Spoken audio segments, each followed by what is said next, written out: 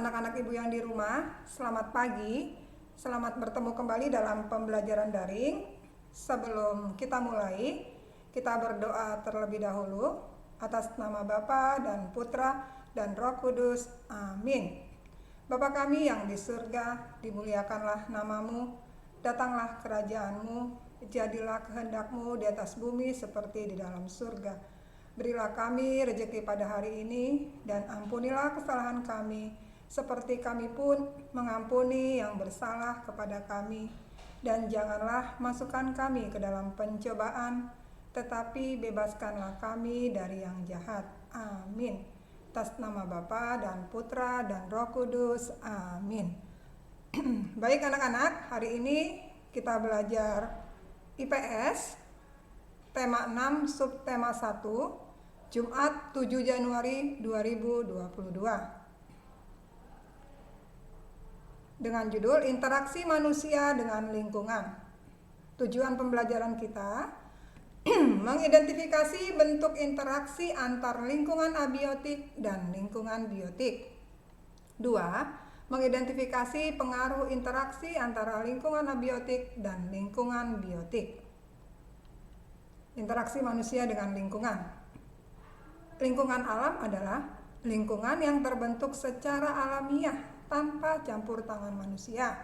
Contoh lingkungan alam: gunung, pantai, sungai, laut, dan sebagainya.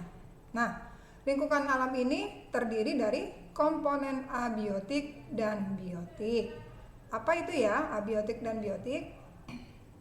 Mari kita lihat. Nah, kalau dia komponen biotik itu adalah benda-benda makhluk hidup. Contohnya apa? Hewan, tumbuhan, bakteri, jamur, dan sebagainya. Kemudian kalau komponen abiotik berarti yang bukan makhluk hidup.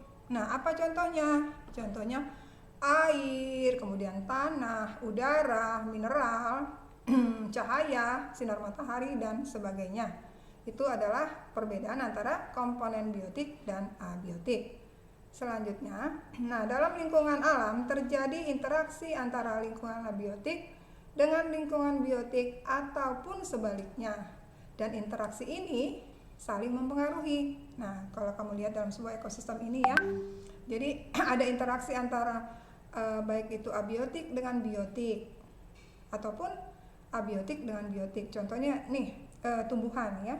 Tumbuhan itu berinteraksi dengan lingkungannya, yaitu dia bisa hidup. Tumbuhan ini bisa bertambah tinggi, bertambah besar jika dia hidup di media atau di tanah yang subur. Kemudian dia mendapatkan cahaya matahari yang baik, dia akan bisa tumbuh dengan subur. Nah, tumbuhan ini nanti akan menjadi makanan bagi hewan, atau biasa kalau di IPA kita sebut dia sebagai produsen. Akan menjadi makanan oleh hewan, dan hewan ini nantinya juga akan dikonsumsi oleh hewan lainnya ataupun dikonsumsi oleh manusia. Itu interaksi antara lingkungan abiotik maupun biotik ya, yang saling mempengaruhi. Kemudian contoh interaksi antara suatu komponen abiotik dengan biotik adalah tanah, suhu, dan curah hujan yang mempengaruhi jenis tanaman yang tumbuh di suatu daerah. Jadi artinya suatu tanaman itu bisa tumbuh dengan baik, dia dipengaruhi oleh tanah, suhu, dan curah hujan. Itu artinya ada suatu tumbuhan atau ada beberapa jenis tumbuhan yang dia bisa hidup dengan baik di satu daerah, tapi di daerah lain dia tidak bisa hidup dengan baik. Karena apa? Karena dipengaruhi oleh tanah, suhu, dan curah hujan. Kemudian lingkungan biotik juga dapat memengaruhi lingkungan abiotik. Contohnya, daerah yang banyak tumbuhannya akan membuat suhu udara menjadi lebih sejuk. Sehingga kita tahu kalau suatu daerah itu banyak tumbuhannya, maka daerah itu akan sejuk. Karena apa? Karena tumbuhan itu menghasilkan oksigen. Jadi semakin banyak tumbuhan, semakin banyak oksigen yang dikeluarkan, sehingga udara pun semakin sejuk. Kalau daerahnya kurang tumbuhan atau sedikit tumbuhan, maka daerah itu akan terasa panas karena oksigen yang dihasilkan sedikit. Seperti itu. Interaksi antara manusia dan alam dapat dikelompokkan menjadi dua, yaitu interaksi yang menyesuaikan diri dengan alam dan interaksi yang mendominasi alam. Interaksi yang menyesuaikan diri dengan alam contohnya adalah hidup dekat dengan sumber makanannya. Nah, contohnya apa? Contohnya, nah biasanya tikus itu dia hidup di sawah. Kenapa? Karena dia supaya dekat dengan sumber makanannya. Jadi dia bisa makan tikus makan padi gitu ya. Kemudian kupu-kupu itu akan hidup dengan baik di kebun. Kenapa? Karena di sana banyak nektar bunga yang dia bisa menjadi makanannya, seperti itu. Jadi interaksi yang menyesuaikan diri dengan alam yaitu hidup dekat dengan sumber makanannya.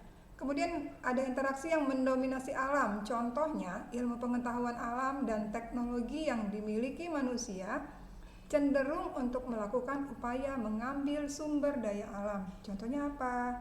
Contohnya teknologi yang dimiliki manusia untuk menghasilkan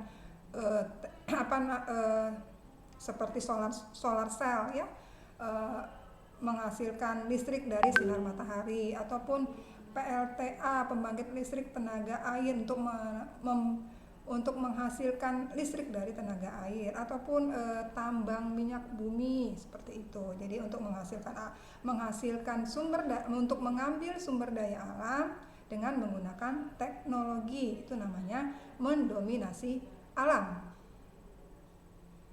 Demikian penjelasan Ibu hari ini.